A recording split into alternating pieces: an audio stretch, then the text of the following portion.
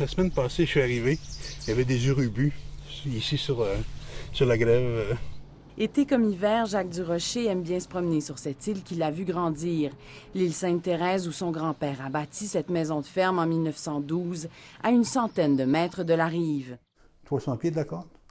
On prenait une grande course là, pour aller voir les bateaux quand les bateaux passaient. On partait de la maison, des fois. On était ici en dînant. Mais aujourd'hui, plus besoin de courser entre la maison et la rive, puisqu'un mètre de terrain sombre dans le fleuve chaque année. Et d'ici quelques années, si on ne fait rien, ce sera aussi le cas de la maison des Durocher. Ce serait la disparition non seulement de la maison, mais de l'établissement de la famille ici dans l'île qui est ici depuis 300 ans. À cette hauteur du fleuve, il n'y a pas que le nid de la famille Durocher qui est menacé.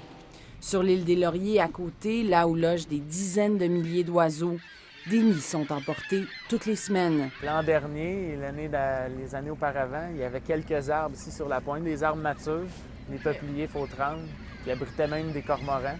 Puis avec l'érosion, c'est complètement érodé et les arbres ont déraciné, entraînés par le courant. Et c'est perdu. Francis Saint-Pierre est technicien de la faune et observe les oiseaux ici depuis 20 ans. Il observe aussi ceux qui leur grugent du terrain. Les vagues de bateaux qui arrivent, ils viennent carrément frapper la côte. La vague roule, déboule du terrain, que les sédiments se ramassent dans le fleuve. Près de 4000 navires passent ici chaque année. Ils ne sont pas les seuls coupables de l'érosion. Le vent, les bateaux de plaisance n'aident pas. Mais tout de même, ce sont leurs vagues qui font le plus mal.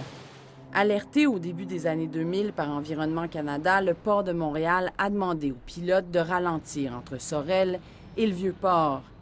Selon les autorités portuaires, 97 % des armateurs obéissent à cette mesure volontaire. Et le port estime qu'il a fait son travail.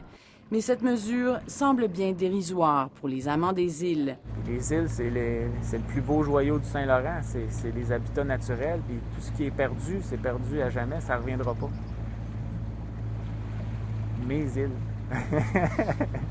Le moins qu'on puisse dire, c'est que les véritables propriétaires semblent moins inquiets. Aux relations publiques du ministère des Ressources naturelles, qui possède la majorité de l'île Sainte-Thérèse, on n'était pas au courant du problème. Environnement Canada nous a dit avoir transféré le dossier à la Sécurité publique du Québec, qui elle-même nous a renvoyé aux municipalités. Celles-ci nous ont renvoyé au ministère des Transports, responsable de la voie maritime, et là non plus, on ne savait pas trop. Bref, les sédiments qui polluent le fleuve, les populations d'oiseaux menacées, la maison des Durocher, le problème de personne. On a fait ça l'été passé. La famille a elle-même construit un petit enrochement, mais elle se demande que font les gouvernements. C'est une grande perte, une grande... on n'a pas laissé tomber encore, mais c'est désespérant, c'est difficile.